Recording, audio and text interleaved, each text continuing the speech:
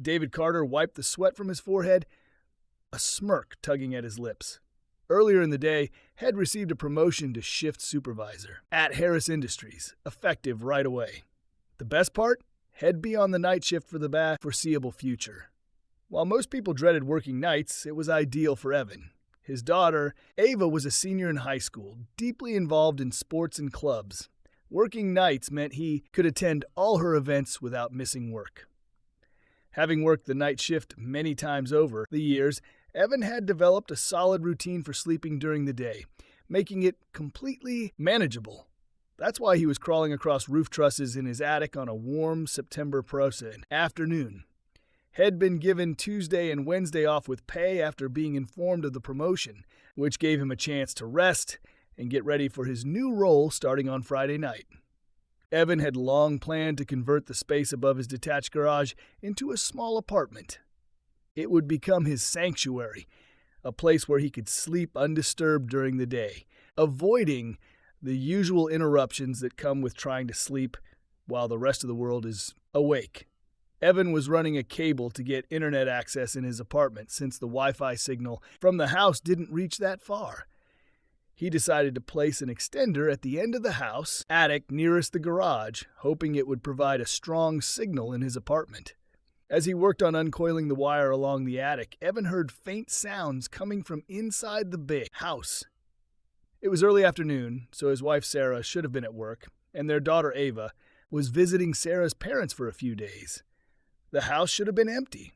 Evan crawled closer to where the noises were coming from.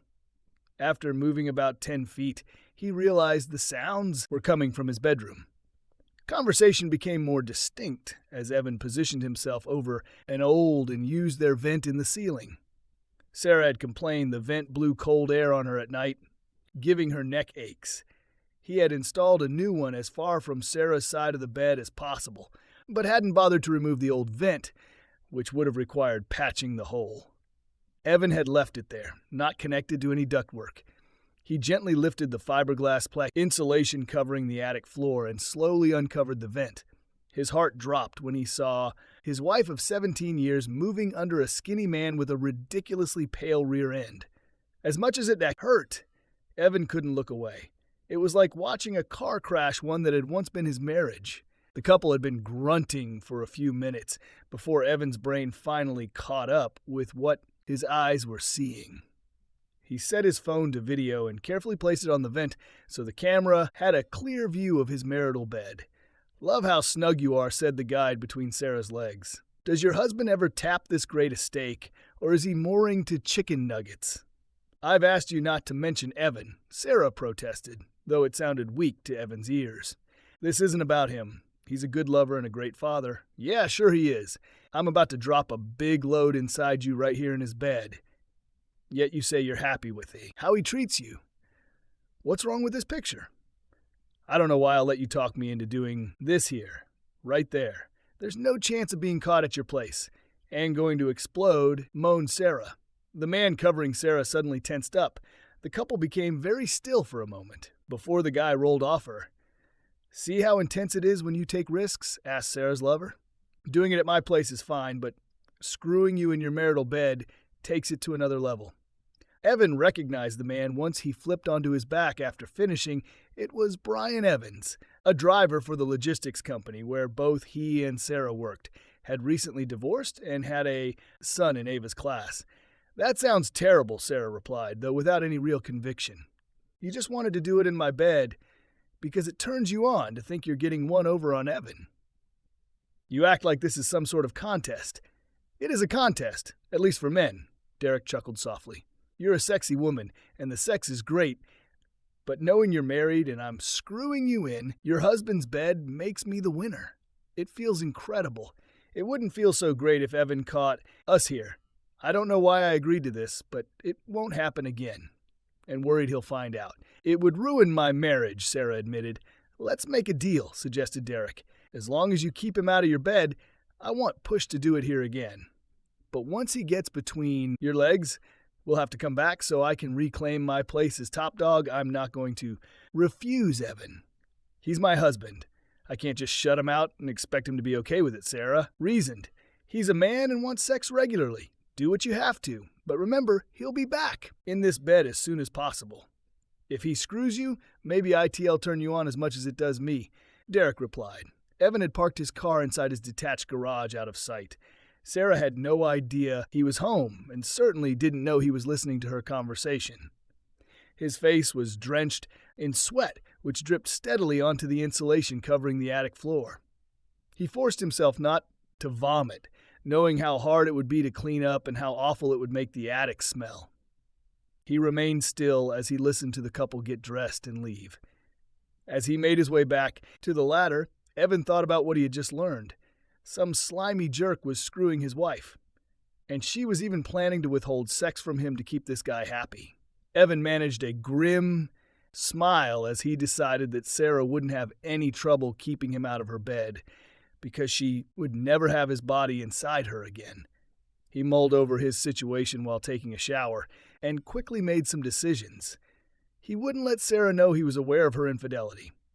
Ava had 1 year of high school left, so Evan decided his primary focus would be his daughter. Had no longer concerned himself with Sarah, she was no longer his priority.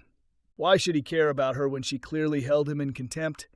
He wasn't willing to leave the house he had spent 12 years remodeling so some sleazy jerk could live there comfortably while screwing his wife. Sarah hadn't seemed inclined to seek a divorce, so Evan decided had tried to hang on until Ava graduated. There was one thing he knew his apartment would have to be finished much sooner. Evan decided to include some major upgrades that wouldn't just be a place to sleep during his night shifts. It would become his living quarters for the next year. Had need a small kitchen and a full bathroom. By the time Ava graduated and headed off to college, Evan would have had time to figure out his next move. To that end, he called some contractors he knew and scheduled appointments for estimates. He decided to hire professionals to complete the work. Quickly and efficiently, his promotion would easily cover the expenses. For the first time in his life, Evan realized that time was more valuable than money. If he saved $1, half would be Sarah's. He was done with his old way of thinking. Had always tried to do as much of the work on his home as he could, thinking it would benefit his family. That all changed when he saw Jenkins screwing Sarah. He was going to ensure Ava's college education was fully funded. Beyond that, Evan was going to rebuild his life and have some fun while doing it. He no longer felt any allegiance to his cheating wife. Evan had regained control of his emotions by the time Sarah walked in after work and found him sitting in the kitchen. "You're home early? Did you get off work early for some reason?" Evan looked at Sarah and realized she looked different to him. She had some lines and wrinkles on her face and had put on a few extra pounds. Why hadn't he noticed before? Had his love for his wife blinded him to her flaws? It saddened him to think about his sudden change of attitude toward Sarah, but it had been her decision to cheat. He was simply reacting. "Yeah, we're in a bit of a bind at work. They asked me to work nights for a while, starting tonight. They let me come home, pack a lunch, and rest. They'll be headed back in later. They shouldn't ask you to work nights after a day's shift, even if you had some time off during the day," Sarah reasoned. "You'll be exhausted. At least lie down and sleep for a few hours." "Good idea," Evan responded. "They'll just go crawl between the sheets." "Wait," Sarah insisted, far too loudly as she remembered the state of the bed. "I just remembered I need to wash the bed linens." "Okay," Evan responded calmly, grimly chuckling to himself at Sarah's discomfort. He'll just use the bed in the guest room. No need to get so worked up. A few hours later, Evan left the house as if he was going to work. He stopped at a local sports bar and watched a baseball game, enjoying a few beers. He had placed an air mattress in his future apartment. Once he was sure Sarah would be asleep, he parked inside the garage and went up the stairs to his waiting air mattress. He slept surprisingly well.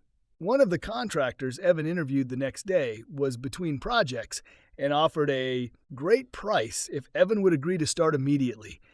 2 weeks would see the contractor's crew moving to a new development miles away.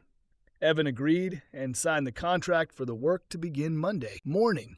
His night shift ran from Friday night through Tuesday night, and the plant would shut down Wednesday evening and start up again Friday night. Sarah knew Evan wouldn't have to work Tuesday night, so she was surprised when he got ready for bed and headed for the guest room. The next night, "Why are you going to sleep in the guest room? We won't see much of each other while you're on night shift, so why don't you sleep in our bed?" asked a perplexed Sarah. "Since I worked the night shift last night and slept a few hours this morning while you were at work and not very tired. In going to watch a baseball game and maybe a movie after that," replied Evan, sticking to his planned excuse. "In trying to get used to staying awake at night and sleeping during the day, I don't want to ruin your sleep. Unless you're thinking we should, get it on," Evan suggested, raising his eyebrows suggestively. Sarah's reaction was exactly what Evan had expected. If he hadn't heard her conversation with her lover, he might have missed her brief, deer-in-the-headlights look before she gave a weak smile. "I'm pretty tired tonight. Maybe we could just cuddle a little and go to sleep," Sarah responded. "Besides, Ava's home tonight. She might hear us." "Cuddling won't cut it for me," Evan replied. "Once I get you in my arms and feel those assets of yours, it'll want to do more than just cuddle. If you're ruling out anything more, it'll just remove the temptation and sleep in the guest room. You never worried about Ava hearing us before, so don't bother making up excuses. I'm not the type to push myself on anyone," Evan added, making his point clear. "I know that, Evan. You're a good man. I'm just tired and don't feel romantic. I hope you understand. I understand more than you think. Let me know when you're in the mood. If I'm in the mood at the same time, we might get together. Good night," Evan retorted as he turned and headed toward the guest room, leaving Sarah with a confused expression on her face. Evan spent an hour tossing a football with Ava on Wednesday, then did some yard work. When bedtime came around, he headed down the hall to the guest bedroom. Sarah watched his back as he walked away, puzzled by his behavior. Evan went into work early Thursday night to prepare for his role as shift supervisor. By the time the production workers started arriving, he felt confident about his work situation. He hadn't bothered to tell Sarah he had been promoted. She had her secrets, so he didn't feel any obligation to share everything with her. His shift went smoothly, and he was well received by those working under him. He decided he had a great group of people on his shift. The new position carried more responsibility, but Evan had seen all the problems before and knew how to handle them. He settled into his job with minimal adjustment or difficulty. Sarah had already left for work, and the construction crew was setting up when Evan arrived home Monday morning.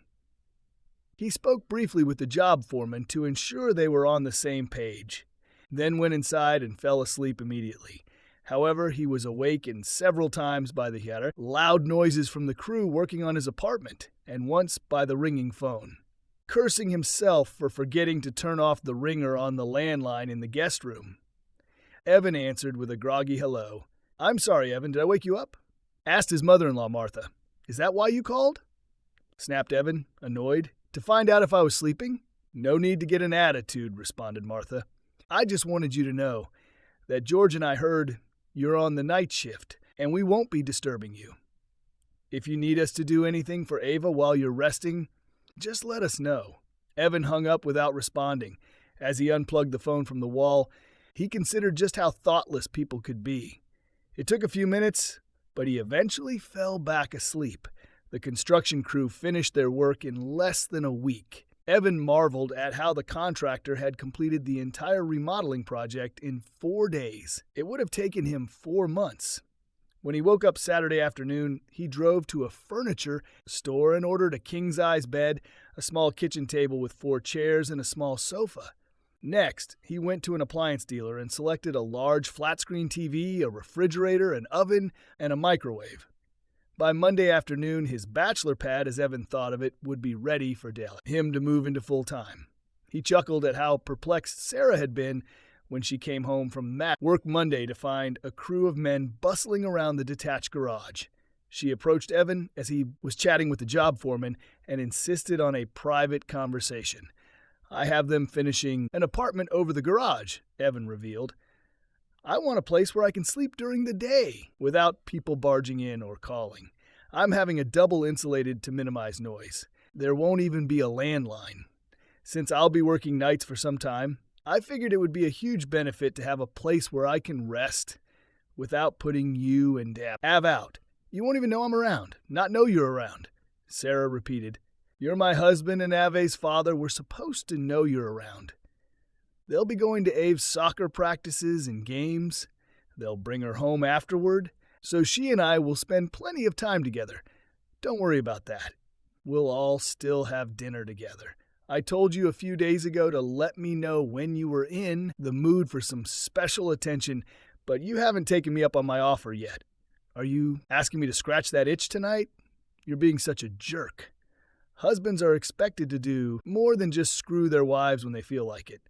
We expect conversations, seduction, and sharing ideas as well as problems. Marriage isn't just about sex, and you know that. Don't lecture me about what makes a good marriage, Evan cautioned. They'll put the effort I make into this marriage against yours any time.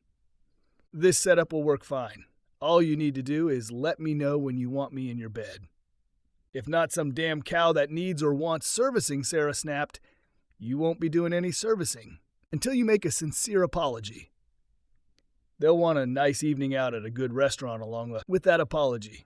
Evan broke into a big smile and simply walked away, leaving Sarah utterly baffled. He was making it easy for Brian Evans to keep insisting on having sex in her marital bed. But Sarah was worried about Evan's attitude. He just wasn't his usual self. He was ignoring her, and that concerned her. He had always been a very attentive husband. She made up her mind she'd give Evan a night to remember once he apologized for his Kraft's behavior. She knew he wouldn't be able to go much longer without sex. A man can't go from getting laid 2 or 3 times a week to nothing and be happy. Sarah was confident had come around, had been that way since they first met.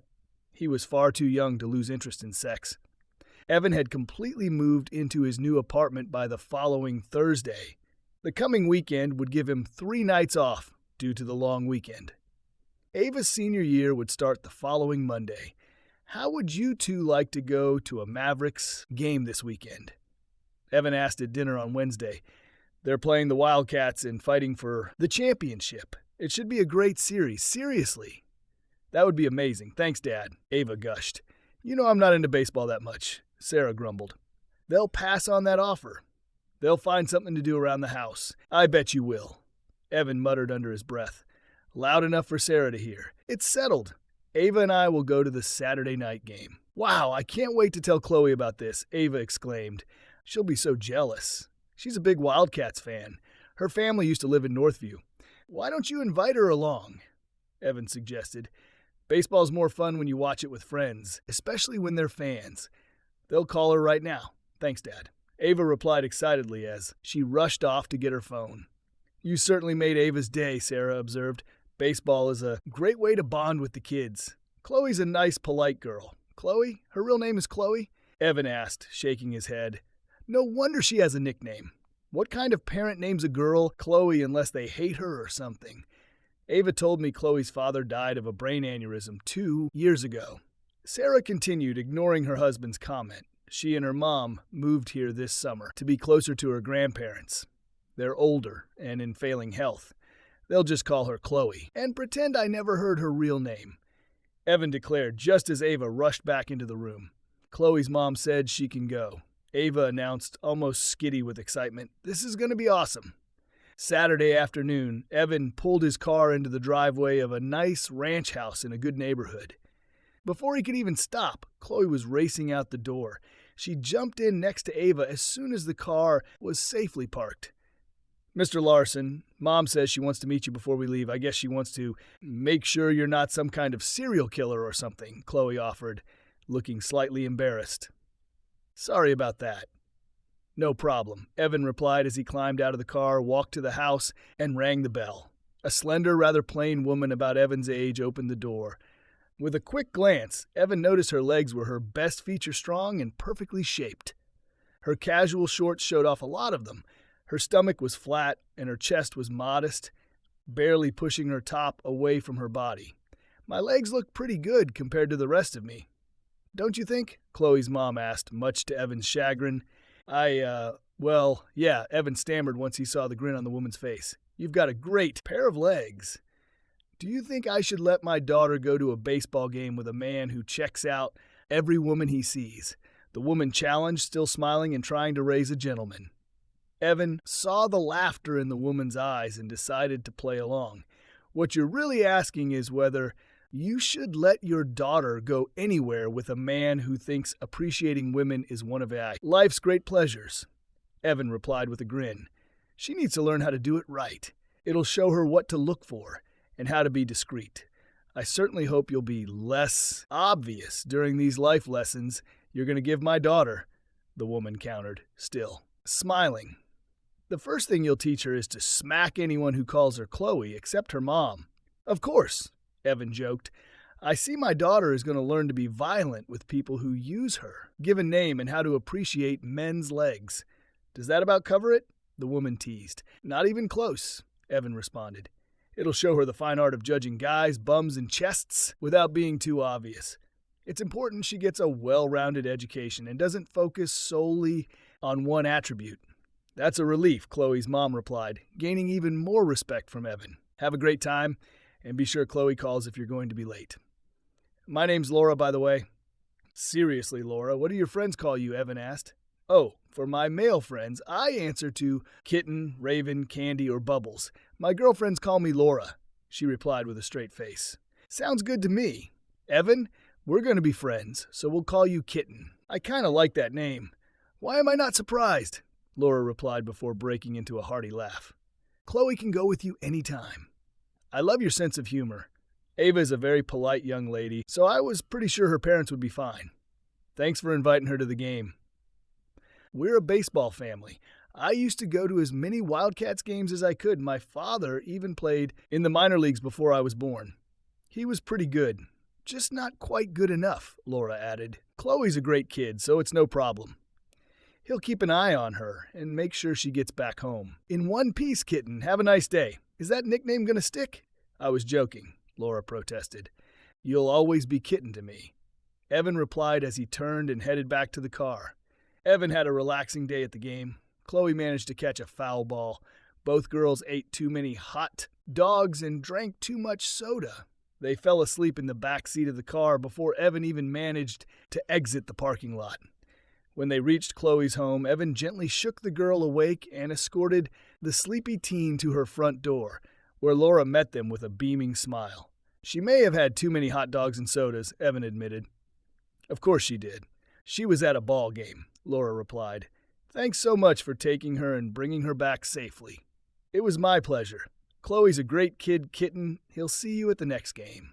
Evan settled into a routine that worked well for him. He would get home, have a small breakfast, and then sleep from 8 a.m. to 2 p.m. With the extra soundproofing and blackout curtains on his windows, he usually slept soundly. Sarah occasionally complained about him, always sleeping in his apartment, even on weekends. But she dropped the subject as soon as Evan asked if she needed his attention. Evan figured she was truly worried about Derek insisting on sex in her bedroom and being caught. That suited Evan fine. It indicated she wasn't contemplating asking for a divorce at the moment.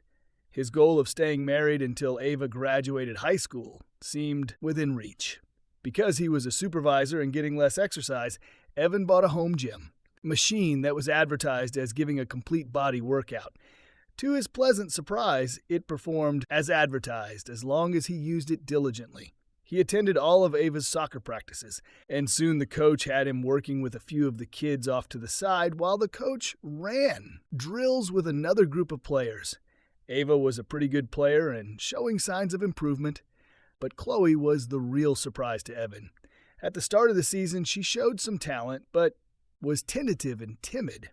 Evan worked with her as much as he could. They even spent a few hours on weekends practicing at the local park. Evan decided since he wasn't having sex, he might as well take the edge off by playing soccer with the girls. As Chloe's confidence grew, so did her level of play. By the season's halfway point, Chloe was the starting forward and playing at a high level. Ava was the team's top defender and a key player. Evan was tremendously proud of both girls' accomplishments. One thing Evan couldn't help but notice was the attention some of the other girls' mothers started paying him. For some reason, his jokes actually made them laugh. His efforts with the kids were constantly praised. A few mothers would bake something for the team, but they always made sure he received a piece of whatever it was. Ava's friendship with Chloe and the time Evan spent with the girls naturally led to him spending more time with Laura. Evan thought of her as a smart friend with a great sense of humor.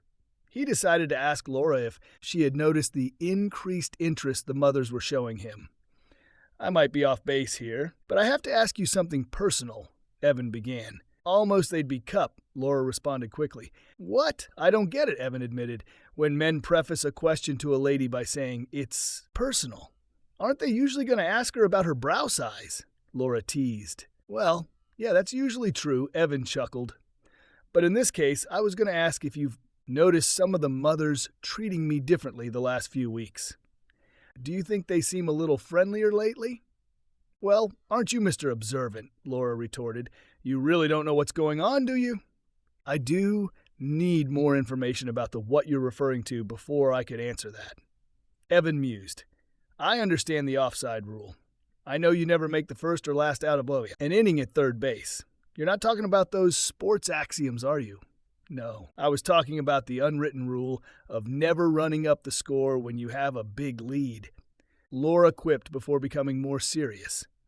"If you've been paying attention, you know the friendliest mothers are also single. You're a great dad, a good-looking guy, and have a pretty decent job. That makes you a damn good catch in their eyes. What about the fact that I'm married?" "Wouldn't they consider that?" Evan asked. "They have," Laura replied. "That's why they haven't actually tried to seduce you. No one's tried that yet, have they?"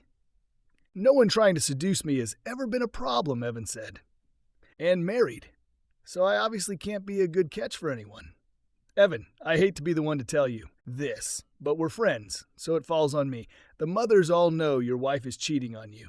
If that's not bad enough, the rumor is she shuts you off from sex. You don't sleep together.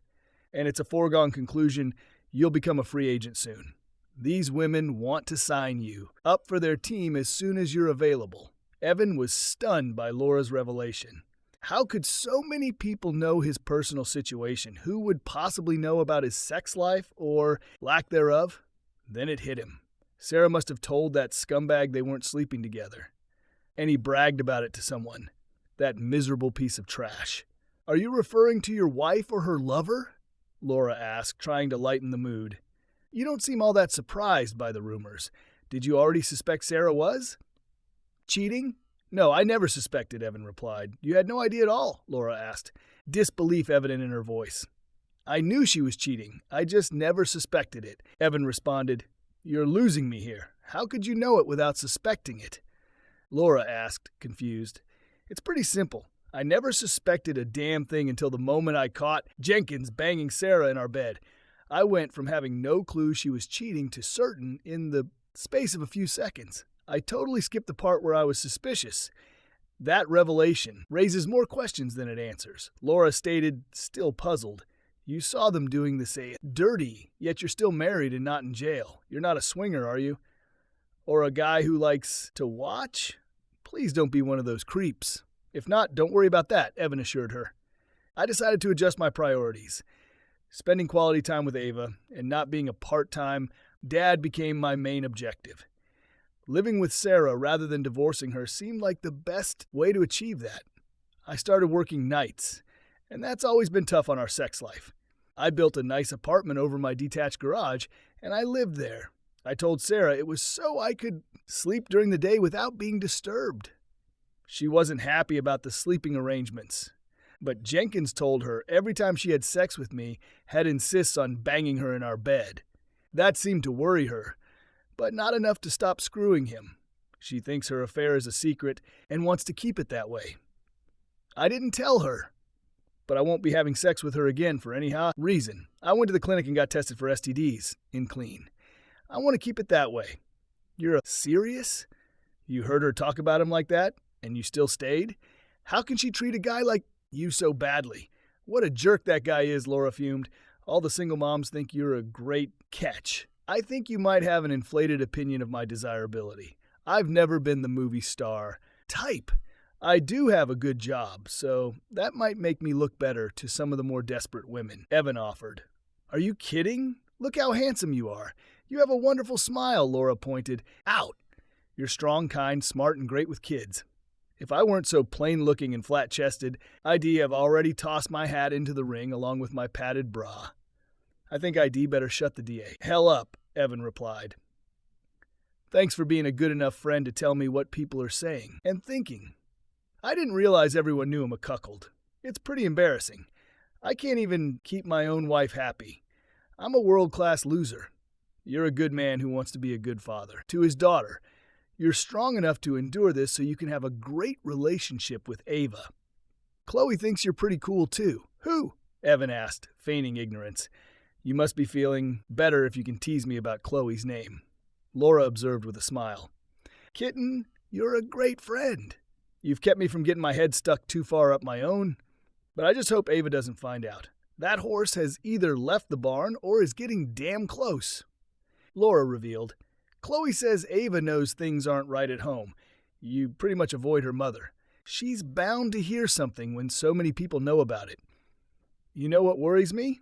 Laura added. Chloe is sweet on Jason Jenkins. How awkward is that for him and for me? She's a nice girl. She has no idea what a miserable prick her father is.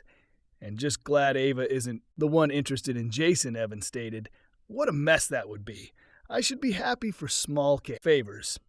Chloe tells me Ava is pretty interested in Liam Jackson, but that shouldn't surprise you. She comes to every game and cheers for every move he makes, Laura said with a smile. Yes, I've noticed her hanging around. She seems like a nice girl. I knew her dad and uncles in school, Evan recalled. They're a good family. 2 nights later, Ava's team was playing in the first round of the regional championships. Evan realized this game-time approach, that he was probably more nervous than Ava. It didn't help that the usual 3 single mothers were determined to get his attention. Olivia White was wearing a top that exposed a good portion of her ample chest. She kept finding reasons to lean over in front of Evan to pick something up or look for something. Evan had to admit her cleavage was impressive.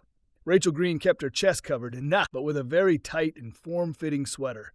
Her small waist and flat stomach only accentuated the allure of her full, firm chest. She constantly asked Evan questions about the team and the players. Erica Brown was less subtle. For some reason, she had to stand close enough to Evan to keep her impressive chest pressed against his arm or side. Laura gave him a knowing smirk as she handed him a soda and hot dog before returning to her seat on the first base side of the diamond. Evan noticed all 3 women found some reason to leave his general vicinity at the same time. He thought it was odd until he heard a familiar voice behind him. I thought I'd join my husband this afternoon to watch my daughter play. I didn't realize I'd have to wait through so many admirers to reach him. Sarah observed more loudly than necessary. What's going on, Evan? The game hasn't started yet, but Ava looked pretty good in warm-ups. Evan replied, trying to deflect the question. Nice try, Sarah snapped. Why were those women hanging around you like flies on a carcass? It's a good thing you're not allergic to silicone. If you're asking me to explain the workings of the female mind, you're out of luck. I have no idea, Evan admitted. I'm even surprised you're here. My daughter is playing in an important game. I'm here to support her. Obviously, other mothers are here. Apparently, some of them are not here just for their kids. You've been too busy to come to the games, Evan observed. How did you get away from your obligations today? Sarah glanced at her husband when he mentioned her obligations. She briefly wondered if he was implying something. As quickly as the thought entered her mind, she dismissed it.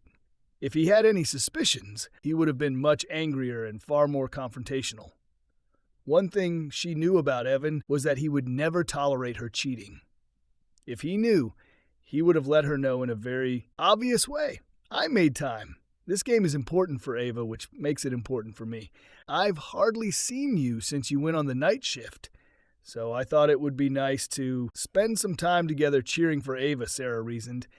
As Sarah and Evan sat down in the bleachers, she noticed she was being watched by several of the other mothers, and they didn't seem all that friendly. Sarah wondered about that. What could she have possibly done to annoy the other mothers? This was the first game she had attended. She had no other interaction with any of them, so she could think of no reason for them to dislike her. Sarah then noticed Laura sitting off to the side as usual. She didn't stand out in any way, although Sarah noticed her hair had been professionally done. And her legs looked good in a pair of shorts that might have been a little too short, especially considering the cool temperature of the day. The game began, and Evan's attention was riveted on the field. The first two batters struck out before Ava stepped into the batter's box. Sarah was worried for her daughter when she saw how fast the first pitch was and how close it came to Ava's head. The second pitch was low and away, but Ava connected solidly and lined it over. First base for a stand-up double. Chloe was the next batter. Sarah noticed that she seemed older, stronger, and more confident than she had been last summer. The first pitch popped into the catcher's mitt close to Chloe's head. If she hadn't leaned back, it might have hit her. Sarah heard Evan chuckle as Chloe prepared for the next pitch. Trying to intimidate those two girls is a big mistake, Evan stated to those within earshot. I just hope the pitcher tries to sneak a fast ball by Chloe. The other spectators nodded in agreement as the pitcher went into his delivery. He was a hard thrower, and he put something extra on the next pitch. There was a loud crack as Chloe's bat met the ball as it crossed the plate. Boos and I was echoed across the bleachers as the ball disappeared over the center field fence. Ava trotted across the plate and waited for her friend to touch home plate before exchanging high fives. Laura beamed with pride as her daughter circled the bases. She glanced over at Evan only to see small tears on his cheeks. He had spent countless hours working on fielding and batting with Ava and her daughter. His pleasure and pride were almost palpable. Laura was extremely grateful for the mentoring Evan had provided her daughter since their arrival. Chloe was growing into a fine young woman, and Evan had played a huge part in her development. Sarah drove to the pizza shop to join Evan and Ava as the team celebrated the win. She found a parking space quite far from the door. By the time she entered the restaurant, she saw both Olivia White and Rachel Green standing way too close. To her husband, their ample chests were in frequent contact with his arms, back, and chest as he helped sort out the drinks for the girls. Sarah wasn't surprised when they seemed to disappear as she approached.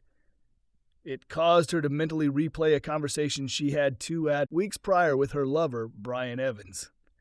It's about time we did it in your bed, don't you think? Derek had pushed as Sarah was getting dressed after a rendezvous. Banging you in your husband's bed really gets me going. You said you wouldn't do it in our bed again until Evan and I had sex. Sarah reminded him. I'm not comfortable with the risk. Are you telling me you haven't had sex with your husband since the day we did it in your house? Derek asked, incredulous. You said I should shut him off for as long as I could, and you wouldn't press me to do it here until he made love to me. He went on the night shift that day and has been sleeping in a room over the garage. We haven't even shared a kiss since. That's just plain crazy, Derek replied. He's way too young, and you're way too hot for him to lose interest in sex. Is he gay? Does he have a girlfriend or something? He's definitely not gay, Sarah insisted. He's very masculine. He had never cheated on me. He's just working nights. He's tired most of the time. He only shows up for dinner, except on weekends when he does the yard work and things. No normal man married to a woman like you would willingly go without, even if he worked 18-hour plus days, Derek stated. He must be screwing around. That should make it easier for us to get together. He's getting his and him getting what used to be his. Evan would never be unfaithful to me, Sarah stated firmly. He takes our marriage vows very seriously. He's not the type to sneak around and have an affair. Is that what you think you're doing? Derek demanded. Well, no, this is just a temporary thing. Evan's been too busy with work and Ava's soccer to pay much attention to me. I deserve a little fun. I work hard to keep the house and make meals as well as work full-time. Sarah reasoned. We both know this won't last. Derek smiled as he considered Sarah's words. I suppose you're right. Well, just enjoy the ride while it lasts. Give me a day when I can drill you in your bed. It still cranks me up. As Sarah recalled Derek's words, she grew concerned as she watched the two women hovering around Evans slink away. It was obvious he had some damn attractive women with impressive chests and tight bodies who were interested. She realized she needed to protect her marriage from those women's efforts. Then she noticed Laura sitting off by herself. Sarah quickly formulated a plan. She put on a big smile and sat down next to a surprised Laura. It's good to see you again, Laura. Chloe has become quite a good ball player, and she's a very nice girl. You should be proud of her." "I am," Laura admitted, wary of Sarah's sudden friendliness. "Ava is doing well too. The time Evan has spent with her is paying off. He's really been a great mentor for Chloe." "Yeah, sometimes Evan is too good," Sarah responded, seeing an opening for her proposal. "Ensure you've noticed how those big-chested blondes are always hanging around him. I was wondering if you could help me out. I know Evan would never stray under normal circumstances, but he's a man, and those women are practically throwing themselves at him." "How do you expect me to help you out?" Laura asked. "Spray them with cold water when they get too close," Sarah suggested. "I'm not able to go to most of the games and practices because of my work and other commitments. I know I can trust Evan with you. You aren't his type at all. If you would just stay close when I'm not around, I'd really appreciate it. I'm going to tell Evan he should stay closer to you and act more attentive. Those husband-stealing witches will think he's settled on you and hopefully leave him alone. I know it may be embarrassing for you to pretend like that, but it's for a good reason. You could save our marriage. Please, let me see if I have this right." Laura responded, disbelieving. "You're worried that these attractive, sexy, single mothers might seduce Evan. So you're asking me to sort of stand in for you when he's at ball, games, and practices. You feel I'm a safe single mother because I don't have a big chest and am rather plain looking. I didn't say you were plain, I just know Evan. For whatever reason, he's less likely to fall for you than some big-chested exterior type. You'd be helping him keep his vows. You feel that cheating on your spouse is a deal breaker?" Laura questioned thoughtfully. "Would it be so terrible if he, entertained a few of those willing ladies as long as he kept you as his number one?" "I hope you're joking," Sarah rejoined. "I love my husband, but I'll never tolerate cheating. It's truly the deal breaker you mentioned. It destroys the marriage contract. I could never condone infidelity. As far as I'm concerned, the marriage would be over. You must understand how I feel. You were married for years. I understand fidelity and loyalty. It makes sense that cheating breaks the marriage contract," Laura acknowledged. "I have to agree. I have to get over to Evan. Can I depend on you to keep a close watch on him when I'm not around?" Sarah asked. "Oh yes," Laura replied with a smile. "Be sure to explain it all to Evan. It'll keep my part of the bargain. Who would be better to keep a good man celibate than a flat-chested, homely, boring woman? I wouldn't have put it quite that way, but you've pretty well covered it." "Thanks again," Sarah said as she left to join her husband. "Last night, Sarah wanted to talk before I left for work." Evan began at the next day's practice. "The gist of it was that there are too many sexy single moms hanging around me. She feels I would be much safer if I stayed close to you. Kitten, or as she calls you, Laura. Why don't I feel safer? You're a smart man. You know you're never going to be safe around a single woman, regardless of how small her chest is and how plain she looks." Laura joked. "Kitten, you're one of the most attractive women I've ever met," Evan replied earnestly. "You're the whole package. While you just made my job harder," Laura admitted, blushing. "They'll make an appointment to have your eyes checked after the soccer season ends. You'll find I have 20/20 vision and am an excellent judge of character, with one glaring exception," Evan said. "I seem to have misjudged my loving wife." "I think she may have misjudged us," Laura replied. "That is, if you really find me attractive." Evan was amused by the reaction of the single mothers as Kitten remained close by his side. He spent a lot of time chatting and joking with her. The most common reactions were disbelief, followed closely by disappointment. It took less than one practice for Kitten to cut him from the herd. The team's next game required a 3-hour drive to Green Valley. It was decided that the team would travel the day before the game and spend the night at a hotel. It was hoped that the girls would be rested and fresh for their next challenge. Evan had given rides to Jill Waters' parents as well as Kitten. The discussion en route focused on the team's chances of winning, the regionals, and possibly the state title. They arrived at the hotel right behind the team bus. Evan helped Jill's father retrieve their luggage from the trunk. Some of the parents, including the Waters, had volunteered to chaperone the girls and would be staying at the same hotel. All the other parents had to make their reservations at different hotels since several games were being played the next day. A large number of fans and players were in town. 6 teams would have compete in 3 games from different class schools. Before Ava had climbed on the bus, Evan had told her he would not be staying in the same hotel and to behave for her coaches and chaperones. He assured his daughter he would be at the team practice the next morning. "What hotel are you staying at, kitten?" Evan asked as the Waters wheeled their bags to the team hotel. "The same hotel you are," was her simple response. "I never told you which hotel I was using." "How did you find out?" Evan asked, puzzled. "I didn't," was her brief reply. "How do you know we're at the same hotel?" "It's pretty busy this weekend." "You may not be able to get a room at the last minute," Evan pointed out. "Ensure something will come up," Kitten replied with a big grin, confusing Evan further. Evan arrived at his hotel a few minutes later and asked Kitten, "Do you want to see if you can get a room while I check in? I can wait around to be sure you find something." "Thanks, but I'll just wait here. It'll be fine," she insisted. Evan was finally beginning to see the light as he checked in and picked up his room key cards. He returned to his car to find Kitten waiting. "Is there any chance you'd like one of these keys to my room?" he asked. "It's room 207. What a thoughtful gesture. Kitten exclaimed as she stepped from the car, accepted the key, and kissed Evan on the cheek. "Let's get to bed. It's going to be a long night." Evan was far more tired getting up the next morning than he had been when he went to bed. At first, he had mentally struggled with the reality of breaking his marriage vows, but Kitten helped him through it. "Let's look at this logically," Kitten had said. "Sarah has not only been unfaithful, but she's agreed to shut you off sexually. Even if she hadn't, she would still be placing your health at risk by having unprotected sex with a damn tomcat. Effectively, she's made sexual relations with her both unsafe and undesirable. She's released you from your vows and your marriage contract. I haven't had sex in over a year. I've had checkups and I'm clean. You were tested after you discovered she's a cheating witch, and you're clean.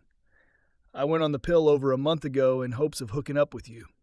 Can you honestly give me one reason we shouldn't sleep together? Is it my looks? Your wife thought I was a perfect foil for all the big-chested, beautiful women who were showing an interest in you because she knew you'd never be attracted to me sexually. Am I just not desirable? Kitten, you're extremely desirable. Don't ever suggest you're not. I've never cheated on Sarah. And it's taking some adjustment to my thinking.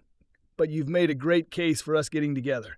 I'm ready," Evan declared with a grin. "There's something else you need to know first," Kitten replied. "Both my parents are in hospice and aren't expected to live much longer. My brother's been sending films of Chloe to a friend of his. The friend is the soccer coach at the best prep school in the San Francisco area. If Chloe gets a soccer scholarship for next year, we'll probably move back. I like you a lot, but we're not looking at a lasting relationship. It can't last. Look at us. You're a good-looking married man with a cheating wife. I'm a plain Jane with a daughter who has a chance to get an athletic scholarship to a good university. I have to do what's best for Chloe," she concluded. "That's great to hear about Chloe," Evan stated proudly. "She's a good kid and a very talented player. I'm glad she'll have a chance to hone her skills against strong competition and gain a good education at the same time. You're the biggest reason she's being looked at by better schools. I know how much time and work you put in with her. It's ironic that you being such a good mentor to my daughter actually gave us the opportunity to move back to San Francisco and away from you. I don't think you'll be very good at a one-night stand sort of thing," Evan worried. "It might be better to forego sex entirely than to have one night of sex and go back to being a monk." "You silly man. I said we'll probably move back to San Francisco for the coming school year. That's over 6 months away. A guy could get laid a lot in 6 months, unless he's too old for a steady diet of hot sex with a very needy woman. That's something. Well, just have to find out. Will you live up to your nickname, Kitten?" Evan joked, "I will for you, big boy," Kitten promised. "When you want me, just whistle. It'll teach you how to whistle." "I've always been told my whistling is quite respectable," Evan quipped. "Then you're not doing it right," Kitten retorted. The soccer team went on to win the state championship, and Chloe was awarded a scholarship to a prestigious California prep school. Both of Kitten's parents passed away before Thanksgiving within a week of each other. Evan and Ava attended their funerals. Evan met Kitten's brother and liked him immediately. "Evan, meet my brother Crisis," Kitten introduced. "Crisis, this is Chloe's soccer mentor and our good friend Evan." "Holy cow," Evan exclaimed. "Your name is Crisis?" "Right," agreed Kitten's brother. "Only Kitten and my folks ever call me Crisis. I answered to Chris with everyone else." "What do you call my sister?" "I call her Kitten, but don't ask why," insisted Evan. "I don't think I have to ask," Chris replied with a laugh. Evan spent Thanksgiving with Sarah and Ava at her parents' house. For the first time in months, Evan found himself preparing for bed with Sarah. They always stayed over Thanksgiving night, and Evan couldn't come up with a good excuse to change that tradition. Sarah took her time removing her clothes in front of Evan. He tried to keep his reaction subdued, but his body responded to the visual stimulation. Sarah was still a very attractive woman with a nicely toned body. "We haven't slept together in a very long time," Sarah said. "You must be in need of some attention by now. Make love to me." Evan felt bad about his next comment, even as he replied, "You finally admit you need to be properly taken care of. I knew you'd break. You'll be glad to top you off and put a big smile on your face for the holiday." "You miserable pig. You won't be getting any sex for years with that attitude," Sarah snarled. "What's wrong with you? You can just forget I was thinking of letting you even touch me." "Okay," Evan said simply as he rolled over, turning his back to Sarah. He didn't second-guess his comment, though it was out of character for him. It did achieve his objective, which was avoiding sex with Sarah.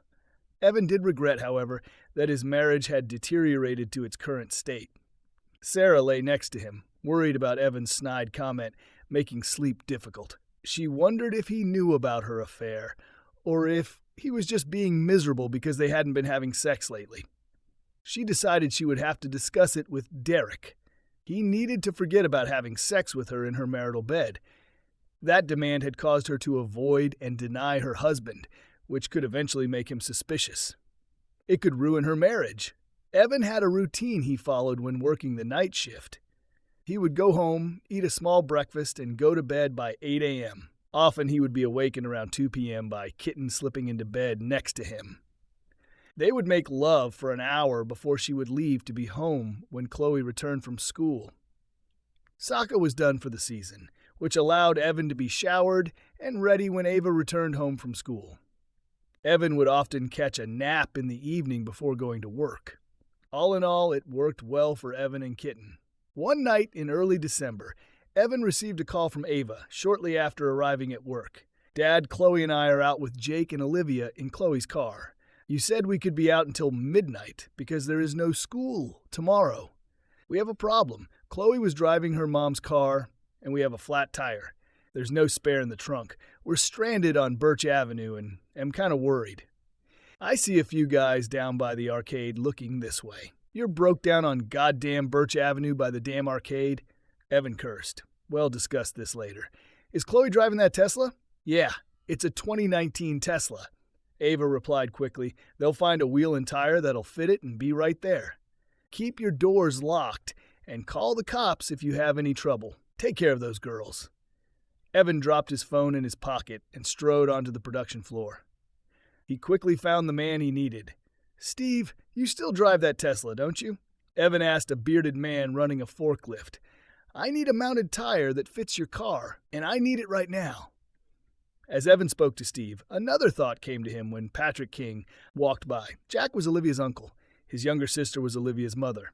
Jack, my daughter, and some friends are broke down on Birch Avenue with a flat tire and no spare. Olivia's with them. In getting a mounted tire from Steve and headed over, I'd appreciate it if you rode along. I have a real spare tire and not some donut, Steve declared. Let's take my car and get down there now. Jack, Steve, and Evan immediately headed for the door, to the parking lot. They were concerned about the kids being in that part of town late at night. It was no place for good kids, especially teenage girls. Sarah was lying in bed, enjoying the warm glow she always felt after a romp with Derek. His phone rang, and he glanced at the caller ID. Damn it, it's Jason. I have to answer it or help be bugging the hell out of me for ignoring him. Sarah could only hear one side of the conversation, but was concerned about what she overheard. Why in hell are you kids down there? Well, that's too bad. Those boys are old enough to handle a little problem like that. Call AAA. It's not my fault your mother is too damn dumb to keep a spare tire in her car. What was that all about? Sarah asked once Derek disconnected the call. Nothing to worry about, Derek shrugged. Jason and a few of his buddies got stranded on Birch Avenue with a flat tire. His mother didn't have a spare in the car. I told him to call AAA. Sarah's heart sank. Birch Avenue? That's not a safe place for kids to be at night. We have to go help them. Relax, Derek said dismissively. Jason's a big boy. He can handle himself. And besides, it's not our problem. They'll figure it out. Figure it out? Are you serious? Sarah snapped, sitting up in bed. My daughter might be down there too. I can't just sit here and do nothing. I'm going. Sarah quickly dressed. Her mind racing with worry. If Ava was down there, she had to be there for her. She couldn't risk anything happening to her daughter. Derek sighed, realizing he had to go with her to keep the peace. Fine, let's go. But I still think you're overreacting. As they rushed out of the house, Sarah couldn't shake the feeling that something terrible could happen if they didn't get to the kids in time. Birch Avenue was notorious for its rough crowd, and she was terrified of what could happen to Ava and her friends. Meanwhile, Evan, Steve, and Jack arrived at Birch Avenue, pulling up to the stranded car. The girls were inside, visibly scared, with a few sketchy-looking guys loitering nearby, eyeing them with interest. Evan wasted no time. Stay in the car, girls. We'll get this fixed in no time. Steve quickly got to work changing the tire while Jack kept an eye on the surroundings. Evan approached the loitering man, his demeanor calm but firm. You gentlemen got business here? Evan asked, his voice low and steady.